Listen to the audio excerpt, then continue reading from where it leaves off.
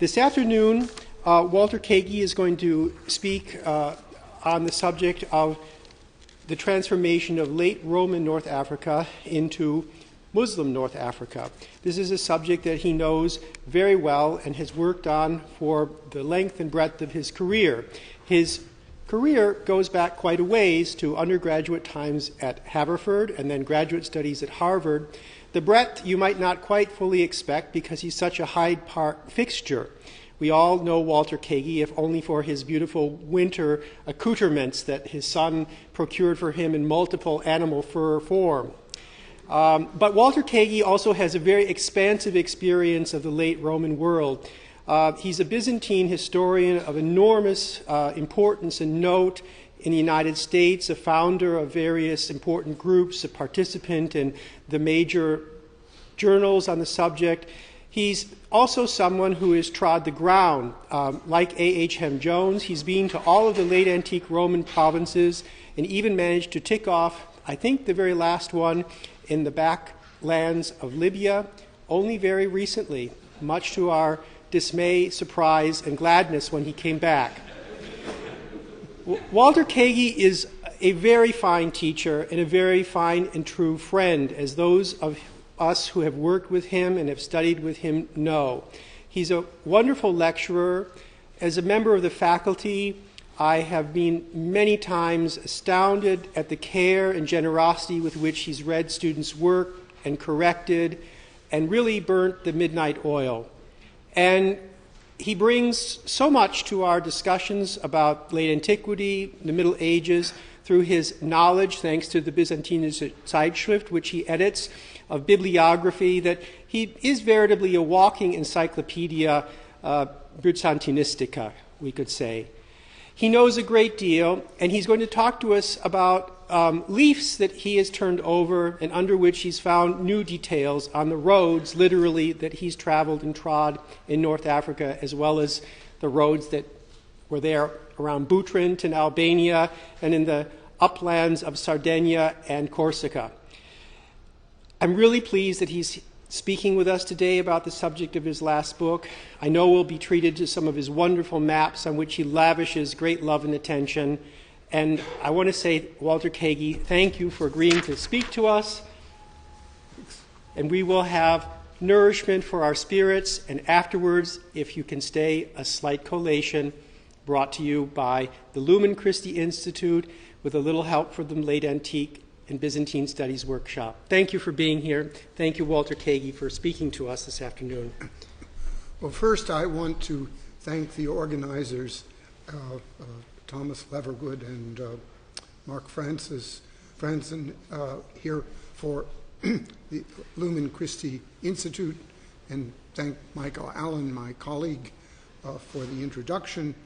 And thank you for coming out on a challenging day. Can you hear me now? Yes. How does a historian try to explain change in North Africa between 600 and 750? The northern part of that continent was famous for early Christian martyrs and intellectual contributions by early Christians, and intensive organization and archaeological remains and relics are strewn everywhere. But afterwards, in the words of Peter Brown, seeming silence ensued. But we know certain Christian communities survived there at least until 1200 or later. 7th century Muslim expansion in North Africa between 642-3 and 711 followed and evolved out of conscious and coordinated conquests by Muslims further east, most notably in Egypt. Muslims under the command of Amr ibn al-As, and with the apparent approval and support of Umar ibn al-Khattab, the leader of the burgeoning Muslim community, invaded Egypt from southern Palestine in late December 639 or very early 640, and managed to occupy Babylon, that is Old Cairo, Fustat, in early 641. Amr managed to gain and maintain control of the extensive Byzantine administrative apparatus or machinery in Egypt, and in November 641, the Byzantine authorities committed themselves to hand over Alexandria to Muslims by September 642.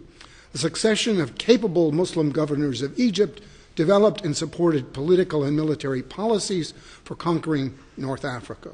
From their conquest and expansion in western Egypt, Muslims initially overran with light or no resistance the Mediterranean coastline of Cyrenaica in eastern Libya and Tripolitania in western Libya by 643.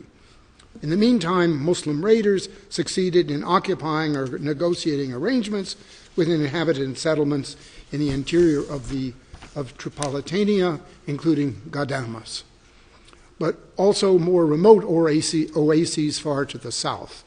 It's impossible to draw a precise map of the sequence and extent of these early military and political accomplishments. No continuous linear frontier existed in 642-3. Muslims first overran countryside in the interior and only later devoted efforts further east in Syria and Palestine and Egypt during their Muslim conquests. They then, in North Africa, prudently penetrated what is today's Tunisian interior in the south of the province of Byzantine, and only later in the process reduced most towns on the Mediterranean coast, exception Tripoli and towns in Cyrenaica, eastern Libya, which had fallen. Contemporary documents of Muslim planning, consultations, and coordination are not extant. But these events did not end in 711 with Muslims crossing into Spain, even though Byzantine authority ceased there by that date and never revived. A process of Islamicization, which is not identical with or synonymous with North Africa's conquest, will last many centuries. Contexts require examination. North Africa is conspicuous for its absence of homogeneity.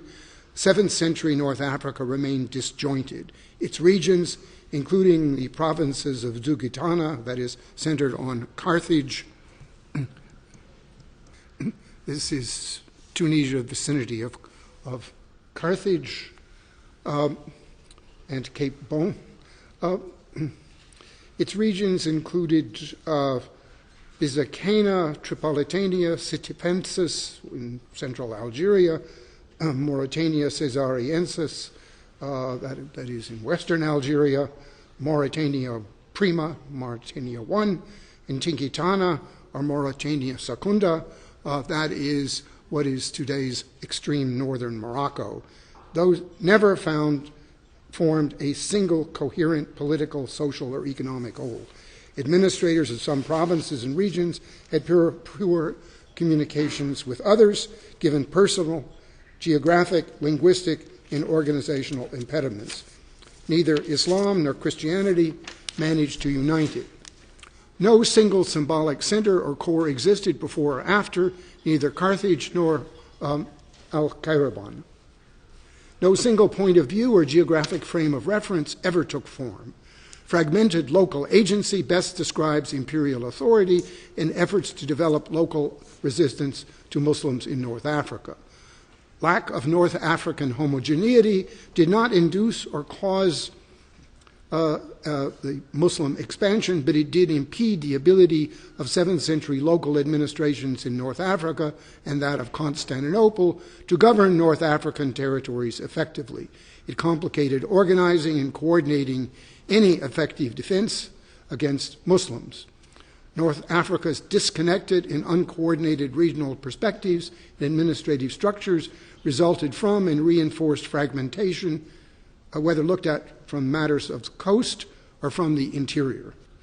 We have to grant some earlier conditions. The Vandals occupied North Africa, part of it, between 439 and 534, and during their occupation they weakened the Catholic Church in the most historically significant and densely populated region of North Africa, effectively northern Tunisia. Vandal policies weakened the Catholic Church structurally by confiscations, exiling, and deportations.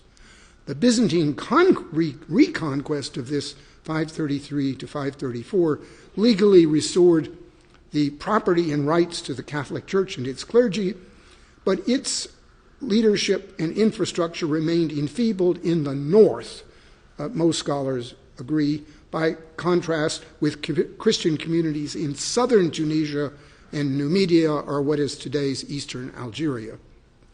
We have limited knowledge of conditions in what is today's central Algerian coast and the interior.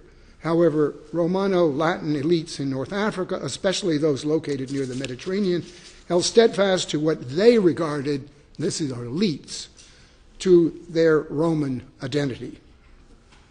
For their part, the Vandals and their Arian church, with its sharp Trinitarian differences with Catholics and Orthodox, vanished, their properties were dismantled, and most of their modest population was deported or scattered by Byzantine authorities. Another once inflammatory religious sectarian issue from the 4th century, Donatism, became dormant in the 7th century, although it left a legacy of bitter wounds from earlier strife. The weight of precedent. Peter Brown, in his latest book, points out how elites in North Africa actually and generally, with some exceptions, held back from supporting Catholic clergy in North Africa versus the Arian Vandal occupiers a century or more earlier. Was this in some way an anticipation of these elites' possible mixed and low-key participation in inaction resisting the Muslims in North Africa in the middle and late 7th centuries?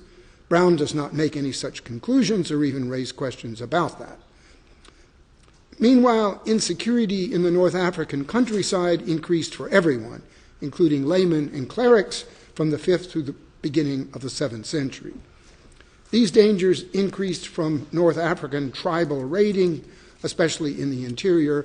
I do not personally like to use the word Berber. I use the word which I'm constantly told in North Africa to use, autochthonous peoples. And so you will have to understand I use it. Most of those tribes continued to worship in some fashion their ancestral deities, although some were familiar with Christianity and participated in some limited way as Christians. But tribal raids made life perilous for many rural communities in North Africa. Diminishing rural prosperity shrank wealth, agricultural yields, civilian population, and herds. Nevertheless, production of ceramics for local use and export of olive oil and some grain continued. But to cope with tribal raiding, older Roman buildings and complexes were recycled and transformed, where feasible, into fortifications. Churches suffered, but survived with many cases with smaller populations. Another related conclusion is constant from the 5th to the 7th century. The necessity for, yet failure of, local civilian leaders and governmental officials to reach some kind of mutual accommodation with the restive tribes in the interior. But those relationships broke down in North Africa from eastern Libya to the Atlantic Ocean, irrespective of which part we talk about. The explanation is complex for the breakdown or failure of policy. No one has left a contemporary eyewitness written language in a narrative in any language. There is no archive. There was a long history, centuries long, of treachery, mismanagement, and mutual mistrust that undermined any possibility of cohesion between the tribes and the imperial government or the Latin or Roman elites. Although tentative rapprochements flickered profound cultural and ethnic mistrust, limited cooperation between tribes, church, and government. It is true that Byzantine occupation between 534 and 650 reinforced missionary efforts to spread Christianity to more remote oases in the interior, such as Ghadames in modern Libya, but there's no possibility of establishing any accurate religious census for 550, 600, or 650.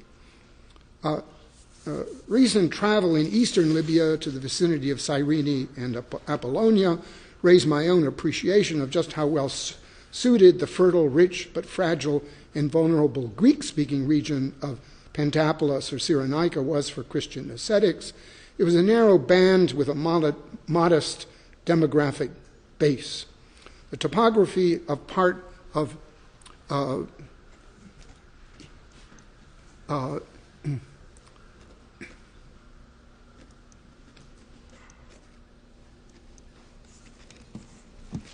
Eastern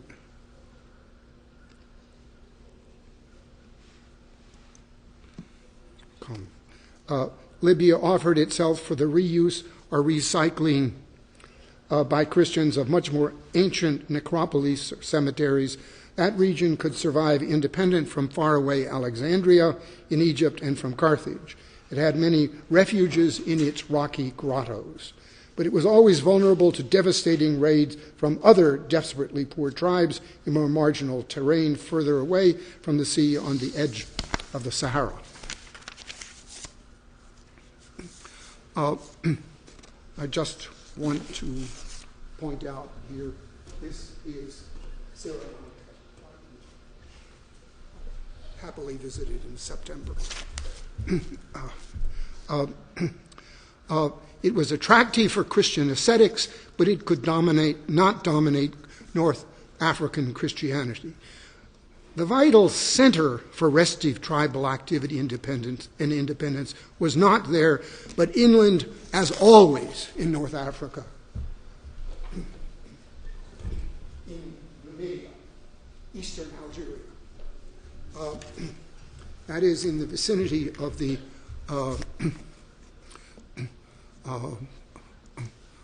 Orasian Mountains,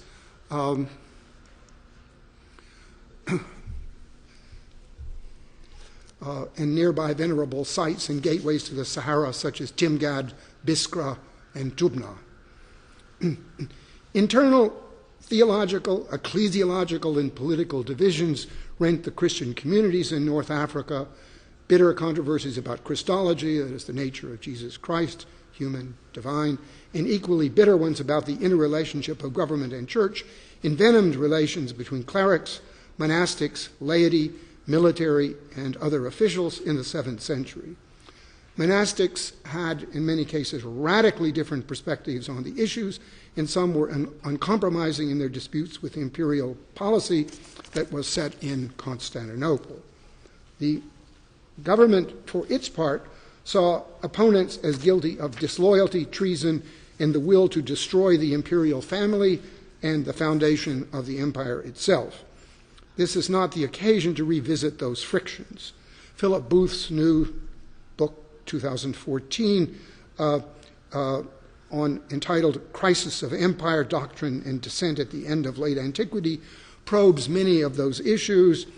It's relevant to North Africa, but analyzes these internal disputes from the perspective of Rome, Constantinople, and Christian leadership in Jerusalem, not that of North Africa, or for that matter, of Islam. He halts his coverage, more or less, of North Africa just before Muslims' key triumphs and does not look at transitions, but he provides a valuable re-examination of the strife between Maximus the Confessor, Constantinopolitan ecclesiastics, and imperial officials. But to return to actual problems among North African Christians, the consequences of internal Christian strife were momentous and from some perspectives ruinous, but for monastics and some clerics the stakes were absolute and could not be compromised. The role and responsibility of 7th century ascetic leaders among North African Christians requires more reassessment. Some remarks I make here are tentative. Prominent 7th century Christian ecclesiastical leaders counseled readers or listeners, whether or not in North Africa, to endure blows because of God's punishment. Some of those ascetic leaders included the important, shadowy, and poorly studied Thalassius, the African or Libyan, and the much better known Maximus the Confessor. This obscure, influential monastic Thalassius the Libyan wrote the following gnomi, or words of wisdom, quote unquote, Patiently endure the distressing and painful things that befall you, for through them God in his providence is purifying you. Thalassius does not in this text refer to Muslims or Saracens / Arabs, but some contemporaries could well have received his exhortation to endure suffering and interpreted it to mean avoid open resistance to those who now either threaten or control where you live. Their monastic priorities, understandably, were not political or military. An issue. Did monastic leaders discourage support for the governmental authorities in the face of a Muslim threat? Thalassius, irrespective of his unexplained African epithet, was he from eastern Libya, such as Cyrenaica? We know he lived in a monastery whose remains remain unidentified near Carthage. And the ecclesiastic he heavily influenced, Thalassius, influenced Maximus the Confessor, who died in 662.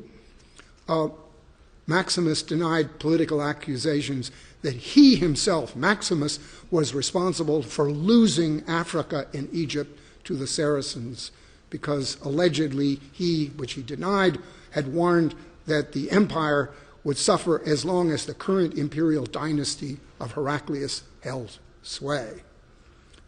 This involved Christological issues, among other things. Little we know about 7th century Christian monasteries in North Africa reveals interesting ties we'd like to know a lot more about, of possible dependency of some in North Africa on monastic establishments in the Holy Land. For example, the monastery of St. Sabas has a satellite in North Africa. Exactly where, we don't know. And we know of establishments in Sinai. These monasteries were writing in Greek, and some of their inhabitants wrote about adjusting to occupation by Saracens / Muslims. Because of doctrinal and disciplinary conflicts with the imperial government, some of these monks, most notably the famous but inadequately studied St. Anastasius the Sinite, explicitly did not regret living under Muslim occupation rather than suffering from what he regarded as oppressive Christological policies of the government in Constantinople. So monastic attitudes about enduring Muslim occupation were developing in Muslim-controlled regions of the former Byzantine Empire in the Holy Land and in Sinai. Again, St. Anastasius the Sinite, about the year 700, expressed in Greek sentiments of no regret for the end of Roman or Byzantine authority, writing in a remote, difficult-to-reach region of the Sinai, quote unquote, "Believe me when I tell you that if the race of Saracens were to depart from us today, at once tomorrow the green and blue factions would rise up once again and begin killing one another, and in the same would happen in Anatolia, Arabia, Palestine, and many other countries," quote unquote. This is a new translation by Father Muniz from 2011. North Africa had many monasteries, but none with the luster of those in and near the Holy Land. Furthermore, no known monasteries in North Africa, let's say unlike Sinai, had impregnable locations. As far as we can tell, monasteries in North Africa did not serve as the rallying place for the vital life of Christianity during and in the aftermath of the Muslim expansion in North Africa. But some of those monastic foundations further east set important precedents for affiliated or precedent-watching monasteries in North Africa, where they did have to cope with Saracens. I can't prove that monasteries on St. Sabas in Palestine or in Sinai orchestrated any policy-making of monks and others in North Africa, but some of their leaders had set precedents for adjusting to Muslim occupation. Of course, there were also precedents in Egypt, but Sinai was more relevant because Sinai was Chalcedonian and Orthodox. And St. Anastasius of Sinai boasted that Muslims favored the Orthodox Chalcedonians to control the holy sites, meaning Jerusalem, Bethlehem, and so forth. We don't know how monastic communities in East, in Palestine, or in Sinai communicated information about their experiences under Muslim rule to Christian communities in the West, such as North Africa, or how much decisive guidance they offered. But that relationship and their precedents deserve reflection and probing, but the sources don't give us other details. On the other hand, there is sometimes silence, but there's also pejorative sneers and taunts and tongue-clucking from non-Catholic, non-Chalcedonian, that is, Miaphysite, Jacobite, Monophysite writers who had settled in North Africa too. They report with glee that the Chalcedonian monastics had to flee from Africa to Rome to escape the Victorian Muslims in North Africa. We can't trust their biased accounts, but we have to consult them. North Africa did not, at this time, lack exceptional brain power. There was lots of brain power and expertise in North Africa in the 640s, but the talent was too contentious, couldn't come to agreement ecclesiastically or politically. It was impossible to develop coordinated responses or action. The extraordinary talents lay in clerical and bureaucratic persons collected in North Africa in the mid-7th century. We underscore now from new information just published by Tim Greenwood from the writings of an faraway Armenian, Anania Chirac, concerning Philagrius, the deacon of Hagia Sophia in Constantinople, and subsequent imperial treasurer, who was temporarily exiled to faraway Septim or Theuda in what is today's northern Morocco, which was controlled by the empire. The tenuous and volatile character of imperial power at the center, Constantinople, experienced repeated successive reverberations and consequences in North Africa. I'm not going to list the problems and changes at the imperial palace, 602, 610, 641, 647, 8, 662, 3, 669, 698, 705, 711, 713, 715, 717. These crises at the center of the empire cannot have raised confidence levels among laity or clerics in North Africa. But there was momentary exposure in North Africa to voluntary and enforced exile habitation in North Africa. Byzantine North Africa likewise experienced a sometimes disruptive momentary presence of extraordinarily influential fiscal and ecclesiastical leaders from Constantinople or lesser centers. But gyrating central imperial policy only worsened and distorted certain local provincial responses in North Africa. North Africa remained, as long as the empire controlled it, a place to which the imperial government exiled those whom it regarded as troublemakers among ethnic, political, and religious dissidents. And very prominent and talented exiles temporarily resided somehow together in North Africa, however involuntarily.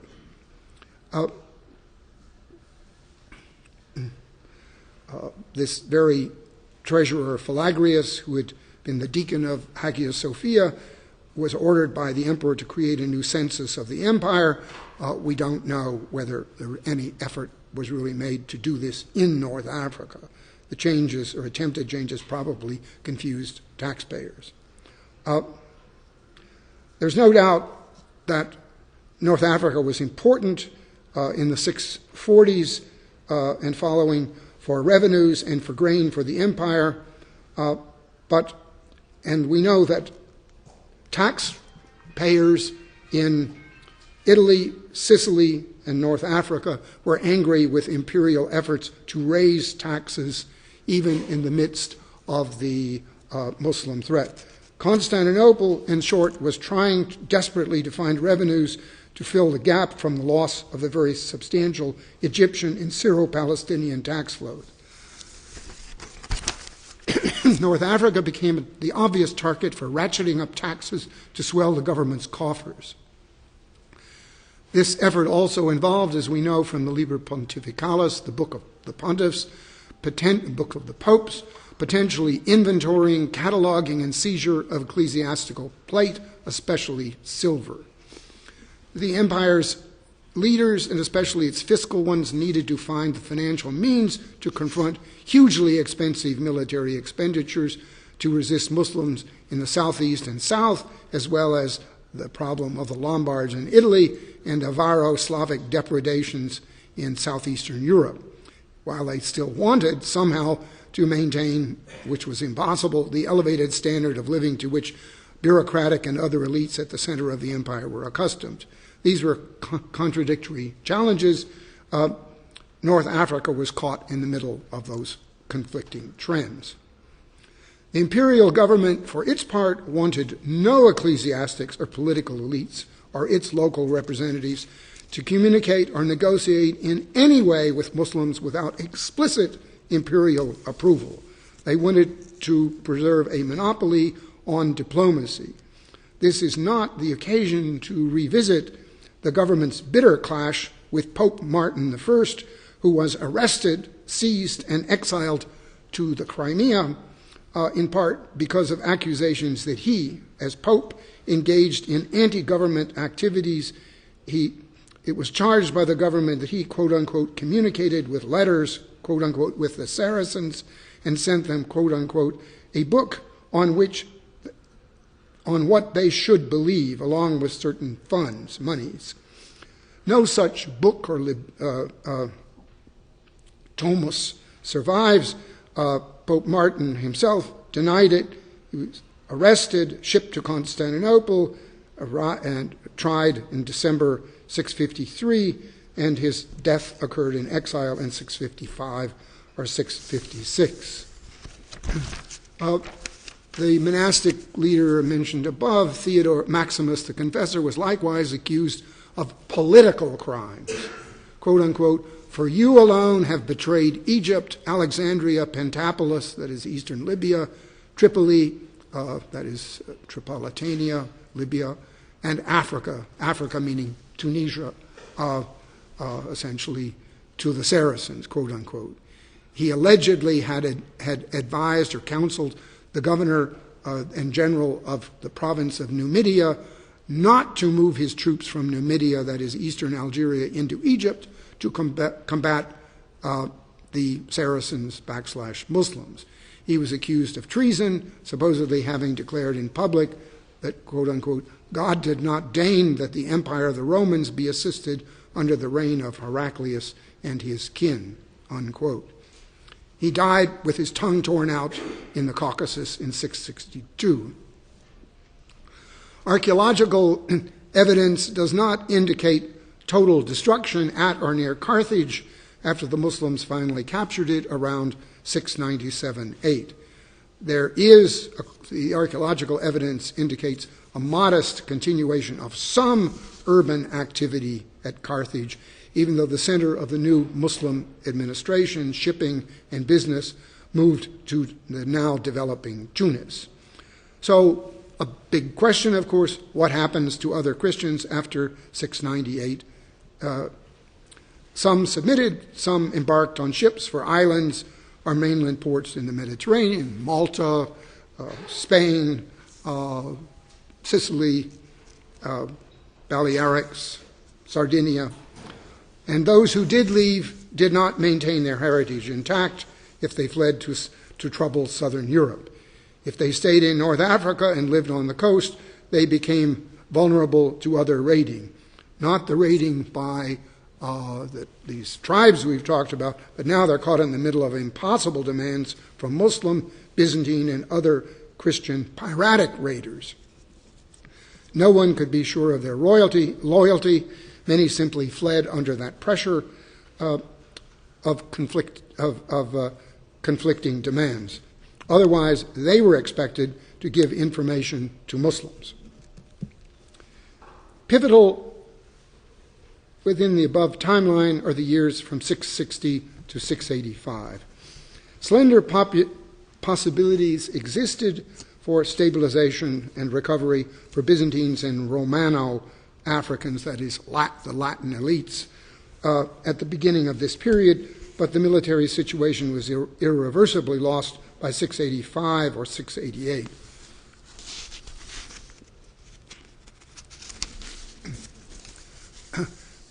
Within this framework, the span from 669 to 672 was the most decisive.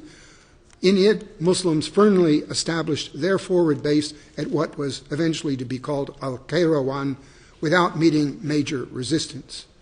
And why was that? Byzantine and Romano, or that is Latin elite, inability to prevent Muslim entrenchment at Al-Qayrawan around 670 owed to paralysis at that moment because of the assassination of the emperor in Syracuse, Sicily, and a sequence of temporary usurpations and strife that had to be put down. It tied up resources in Africa, Sicily, Sardinia, Italy, and Constantinople, and it contributed to the creation of Al-Qayrawans as the forward base. And any opportunity for a counteroffensive passed quickly, and another one was not to appear. And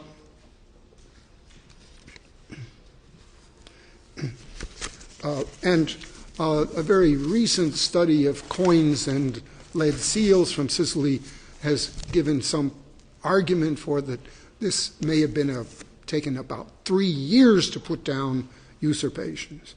Related to all of this, predictably, were apocalyptic anxieties, and we have, I'm not going to talk about them here, I've talked about them elsewhere, apocalyptic or eschatological predictions about the end. This fulfillment, in a certain sense, of the negative predictions of Maximus the Confessor and the alleged hostile views of Pope Martin I, consistent with an apocalyptic age.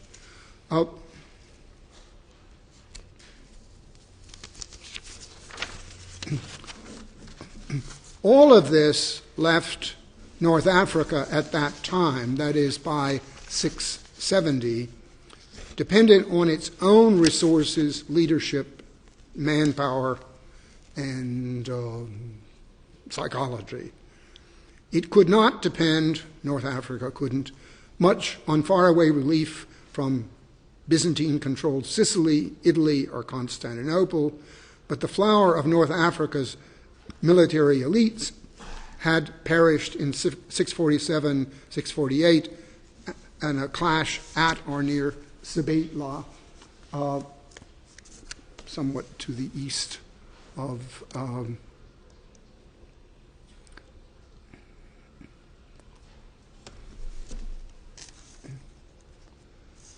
here you have Sabaitla here, famous from World War II, Kasserine Pass.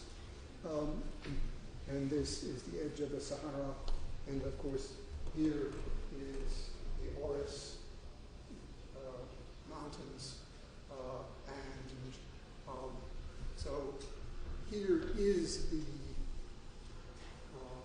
location of the wipeout of the North African elites, Latin elites, in 647-8. The only one pool of military manpower remained for Christians in North Africa, the hardy but unreliable, from a Byzantine perspective, autochthonous tribesmen, whether in the hills or in the plains. But that disposable local human and material resource was not adequately harnessed for any defense. Way back in the 4th century, bishops in North Africa used networks of periodic markets for sending out bulletins of information to other bishops, parishioners. Presumably that medium still existed in the 7th century. And just how news was spread in North Africa, we're not sure. Those networks may have helped alert civilian populations about governmental policy and security issues, but they didn't deter the expansion of Muslim power. As we've said, issues were complex because of lack of cohesion actually plagued both sides, Byzantines and Romano-Africans on one side, and on the other side, Muslims, and as well as lower ranks. There were desertions, defections, double crosses that were part of the context, internal rivalries, resentments, animosities, and identity issues negatively affected all kinds of effectiveness. Loyalties were not always fixed and stable. Solidarity was absent from one end of the empire to the other, from east to west. Issue of holy war receives affirmative support by some Islamicists, but one has to look at Arabic texts beyond the translated ones, such as the Great History of Tabari. Those texts, as we know them now for North Africa, don't give unambiguous support for holy war, and there certainly is no irrefutable evidence for any notion of a Byzantine holy war in the middle or late 7th century, or for that matter, ever. Many Byzantinists expressed reservation that there ever was a notion of Byzantine holy war. Pope Martin, for his part, Martin I, did not initiate or assume any leading role in dealing with this newly emergent religious group on the southern and eastern shores of the Mediterranean. And whatever was in this Tomos, if he really wrote it, that was sent to Saracens, we have no idea. Again, the North African monasteries existed, but did not become prominent focal points for refuge or for military or cultural resistance and survival. They have no prominent role in the narratives of Islamic expansion. They needed protection from tribesmen in terrain, but the most inaccessible areas of North Africa were not the ones where the most important Christian monastic establishments existed, as far as we know. In 7th century North Africa, in contrast, Muslim negotiations with autochthonous tribes, where the real military potential of people in North Africa was concentrated, were probably more effective than any religious war, although admittedly committed representatives of Islam surely made a strong positive impression on malleable minds and hearts. Some Muslim and historical and geographic texts report the unwillingness of some constituencies within the North African local elites to pay taxes both to Muslims and to Byzantine authorities. This may not be entirely fanciful, but rather reflect the glimpses of a blurry and fluid period in which the political and fiscal situation might have evolved in other ways. Possibly a relative openness to believers, to Christians. That option began to close by the end of the 660s, after the assassination of Emperor Constans II in 669, and a new string of decisive Muslim victories at Koulilis, Jiktis, and Hadramawt or Sousse in today's Tunisia, and especially after the triumph of Abd al-Malik ibn Marwan over his caliphal rival Abdullah ibn al-Zubayr in 692. The Muslim historian Ibn Abd al-Hakam, writing much later, he died in 871, integrated the status of the Christians as presented by the events of the conquest into a divinely ordained universal scheme, whereby the Muslim conquests reaffirmed and in turn had their righteousness confirmed by biblical era prophetic history. But we have to be careful of this Zubayrid favoring historiography. I'm not going to talk about the term transition, where we could talk about break, talk about rupture, we could talk about decline, can cover many conditions. Its transition has entered the vocabulary. Without doubt, it's superior to some previous descriptive terminology that had admitted deficiencies.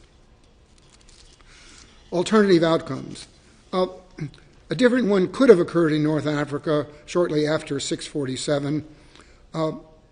Historical memories and later Kairouan traditions have obliterated many traces of what once was an ambiguous and potentially fluid situation with various options. Some have argued there could have been an intermediate status for North Africa between Islam and Byzantium. In such a scenario, North Africa's inhabitants would have paid some substantial tribute or indemnity to the Muslims. Everyone agrees that did occur after 647. However, such a mixed status need not have been a kind of quote-unquote condominium. The recent work on 7th century Cyprus by Dr. Luca Zavagno, a specialist, has convincingly proven that Cyprus does not offer an alternative model for what might have happened in North Africa. I don't want to talk more about that. We could speculate what might have happened if this brilliant treasurer Philagrius had managed to finish his census and find some magic way to raise all kinds of tax revenue. Another matter that could be looked at is Egypt's role in relationship with North Africa's events, personalities, and trends.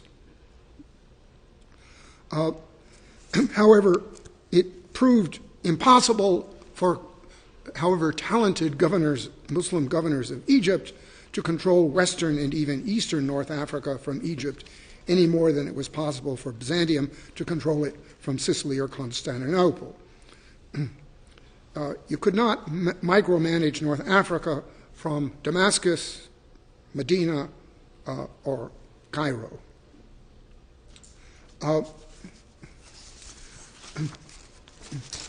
Muslim leadership often made decisions about North Africa through the lens or filter of Egypt, which was not its exclusive lens or filter or prism, but the location of its gears for its military and diplomatic initiatives and actions. The Byzantines, for their part, very quickly lost whatever understanding they had of Muslim Spaia in Egypt that they had lost at the end of the 630s and beginning of the 640s. That asymmetry disadvantaged North Africans and Byzantium. Seeing the Muslims or understanding or trying to understand Muslims through the lens of Sicily and Sardinia was a poor substitute for that from Egypt. From Egypt, Muslim authorities could probe the vulnerabilities in the desert and attempt extensive land-based sweeps.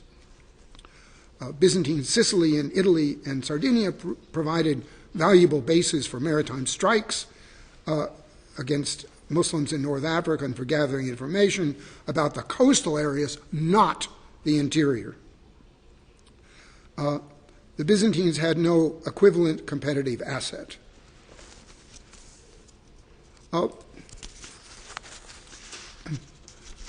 The youthful campaigning in the mid-60s by the outstandingly able Abd al-Malik ibn Marwan, the future caliph, 685 to 705, in Byzantine, that is in what is today's southern Tunisia, is significant. The young Abd al-Malik himself, as a youth, campaigned in North Africa. He witnessed the relationship of North Africa to Egypt and the intervening landmass of Cyrenaica and Tripolitania. At that impressionable age, he came away with indelible memories of North Africa in the formative era of Muslim campaigning. No Byzantine leader had comparable hands-on experience as that of Abd al-Malik ibn Marwan, who is, of course, the constructor of the Dome of the Rock. After the beginning of the 670s, conditions spiraled downward for the Byzantines and Latin North Africans. No single historical figure was pivotal. There were numerous ones. No great leaders appeared. The underlying theme here is simple. Alliance with tribes was essential for any survival of Byzantine North Africa, not necessarily of Christians in North Africa, and there was no ability of the government to shift troops from Western Asia or Byzantine-controlled European territories. The future will belong to those tribes co-opted by such resourceful Muslim commanders as Muawiyah ibn Hudayj and Hassan ibn al-Numan, who pioneered successful diplomatic overtures to local North African tribes for adaptation and acceptance of Islam. The Muslims possessed no single coherent identity during their conquest of North Africa. Later historical traditions reflect their disagreements and rivalries, some of which were, of course, counterproductive and destructive. But their divisions were less injurious than those among the Christians and the autochthonous peoples and their tribes. Muslims adopted better to conditions in North Africa than did the Byzantines, even though they failed themselves to create one single cohesive North African Muslim identity in the 7th century or later. Muslims impressed their own identity onto North Africa far more effectively than the Byzantines and Romans, even though imperfectly. Asymmetrical information and strategies existed for Muslims, Byzantines, and autochthonous North Africans. Byzantium did not welcome autonomy or autonomous policies anywhere if it could avoid it. The psychological and theoretical barriers to Byzantine acceptance of any such autochthonous regime impeded the creation of conditions and incentives for the emergence of a viable Christian resistance and survival against the Muslims. The outcome was confusion, missed opportunities instead of coordination. Muslim expansion was complex, sometimes violent. The dynamic process of Muslim expansion grew exponentially from initially modest raids and profited from Byzantine and autochthonous mistakes and vulnerabilities.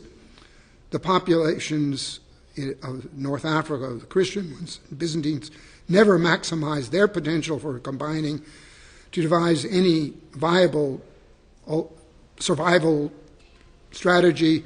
The reader or listener may wish more definitive conclusions. The silence of the sources make it impractical to offer such simple judgments beyond pointing to the indubitable termination of Byzantine military and fiscal structures by 711 as the Muslims cross into Spain, and the imperfect substitution of still provisional Muslim authority over local populations in towns and countryside. Transitional conditions will lead to permanent institutional and cultural transformations, but no contemporary narrator has left us a first-hand account or documentary record of the process of accommodation of those local tribes with the Muslims. Some of the local Romano-African populations remained in place. Others fled in different directions, especially by sea. Others suffered kidnappings and deportation, and some experienced deprivation of livestock and foodstuffs. But despite the challenges of fragmentation, North Africa and its populations survived and ultimately adjusted in the transition from Christianity in Byzantium to Islam. Thank you.